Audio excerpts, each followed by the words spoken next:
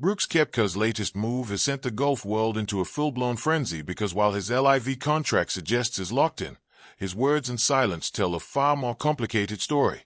Starting with that explosive comment from Fred Couples, a Hall of Famer who doesn't speculate lightly and who openly admitted Koepka wants to come back, instantly turning whispers into something that felt real.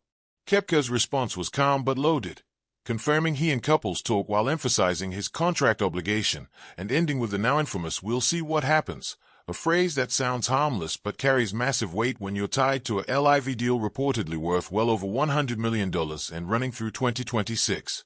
That kind of money doesn't disappear quietly, which means any return before then would involve a buyout, a major structural agreement between tours, or a carefully timed exit once the clock runs out. Analysts see three paths: an expensive negotiated escape, a future where PGA and LIV coexist enough to allow crossover, or simply waiting it out and walking back once the deal expires. What makes this even more fascinating is how perfectly Koepka is managing perception, never sounding fully loyal to LIV, rarely wearing team logos thanks to his Nike deal, and keeping himself just neutral enough to maintain leverage on both sides. Every month he stays quiet.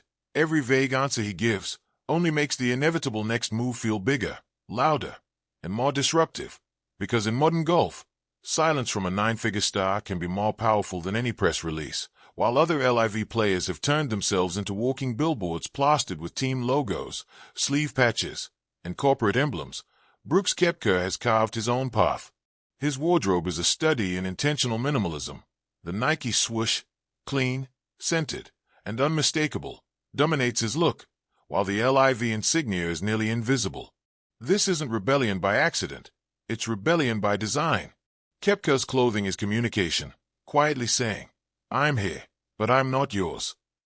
His careful neutrality has been dubbed visual diplomacy by broadcasters, an art of keeping both sides, LIV and the PGA, calm while sending a subtle message of independence. By refusing to plaster himself with LIV branding, Koepka preserves his sponsors, fan base, and legacy, maintaining plausible deniability stitched into fabric. Nike stays happy, PGA loyalists remain unthreatened, and he keeps his freedom.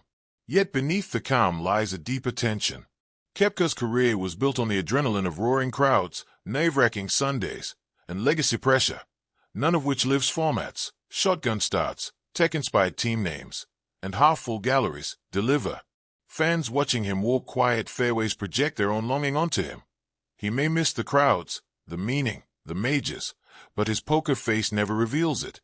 In a sport where every inch of clothing is moneized, Koepka's greatest flex is what he refuses to sell, turning silence into the loudest logo of all. When Fred Couples casually said, "Brooks wants to come back," the rumor machine erupted. Analysts dissected every word, clip, and emoji, turning a single comment into a full-blown narrative arc about loyalty, leverage, and modern golf politics. Media outlets, podcasts, and social chatter treated it like high-stakes drama, even without any new statement from Koepka himself. Behind the spectacle, insiders note the subtler truth. Koepka misses the grind, the intensity, and the structure that separate greatness from gimmicks. As one player told Golf Digest, Brooks doesn't need the money, he needs the meaning. That line, polished into poetry, went viral, recasting Brooks Koepka not as a sellout, but as a lost champion searching for something more sacred than appearance fees. Suddenly, he became a myth, a conflicted hero torn between wealth and worth. Yet the pressure wasn't only coming from nostalgic PGA voices. LIV insiders reportedly loathe the narrative. Every headline suggesting Koepka might return threatens the permanence they've carefully constructed. He's supposed to be a pillar, not a flight risk. Imagine being a LIV team captain while your league's most decorated American player is rumored to be sketching an escape plan on the back of a scorecard. It erodes locker room calm and fuels boardroom anxiety. And yet, Koepka plays it perfectly. Cornered at the LIV Singapore press conference, he delivered a flawless dodge, a grin, a shrug, and a soft-spoken, "We'll see." That's it. In the 24-hour sports cycle, that shrug might as well have been a soliloquy. By week's end, the narrative was cemented. Brooks Koepka isn't just a golfer anymore. His golf's greatest mystery. The man who might return yet refuses to admit he wants to. That paradox, defiance mixed with nostalgia, is why the rumor refuses to die. The saga isn't just about golf, it's about identity, optics, and control in a sport that worships conformity. Keopka is the Nike-clad rebel who joined the chaos, cashed the check, and somehow preserved his credibility. While other LIV stars plaster themselves in neon logos and slogans, Keopka stays icy and minimal, the logoless assassin in a world of walking billboards. A major champion surrounded by players half his resume and twice their sponsor clutter. He thrives in that imbalance. The war between PGA heritage and LIV money is philosophical for most, but for Keopka, it's personal branding theater. Every stitch of his wardrobe, every muted press quote, every perfectly timed smirk is brand chess. LIV wants showmanship and rebellion. Keopka delivers precision and poise. Where LIV posts overproduced hype and loud teammates dancing to tracks, Keopka's Instagram features deadpan black and white gym footage captioned simply, "Wike." Silence in a room full of noise. For LIV executives desperate for loud stars, his indifference is maddening. Yet sponsors see a different story, longevity. While some LIV players burn market value by tying themselves too closely to the league, Keopka's restraint keeps his brand intact. Nike still controls his wardrobe, meaning LIV cannot force its logo onto his chest. Symbolically, this keeps him visually separate, strategically neutral, and one handshake away from re-entering the PGA Tour without fan backlash. And then, just when the world thought it had Keopka figured out, the subplot of lawsuits and hidden leverage adds yet another layer to his ongoing story. A reminder that in modern golf, what you refuse to show can be as powerful as anything you put on display. Earlier in 2025, Brooks Koepka quietly won a court battle against a former business partner who claimed a share of his LIV earnings. A tidy victory that reinforced his image as the man who always lands on his feet. While others in golf drama look messy, Koepka looks surgical. Fans now call it the Brooks effect, breaking the rules without breaking stride. He cashes LIV's checks, dodges its optics, wins lawsuits, and still walks through PGA locker rooms like he never left. In the middle of golf's loudest branding war, Brooks Koepka's greatest brand is silence, and it's winning. Every great athlete eventually confronts the question they can't outrun, outspend, or outlift. What will your career mean when it's over? For Koepka, that question is no longer lurking in the background. It's screaming over the LIV Golf intro music.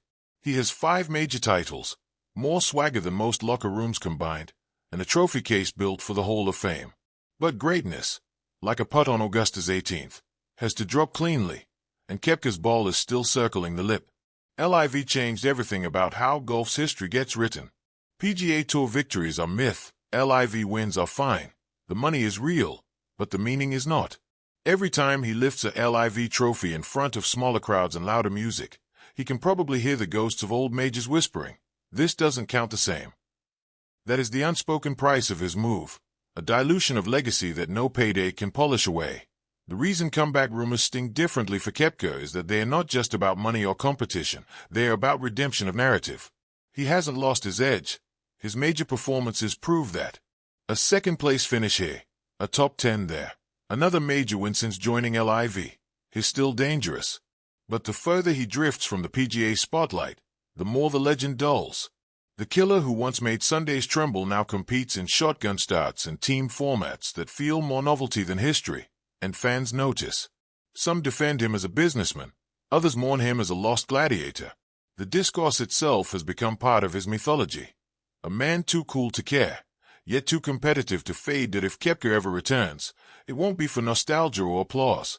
It will be to seal the story, to walk back into the arena, slam one more major, and make his narrative bulletproof. He is the perfect antihero for golf's modern era, detached but deliberate, cynical but self-aware.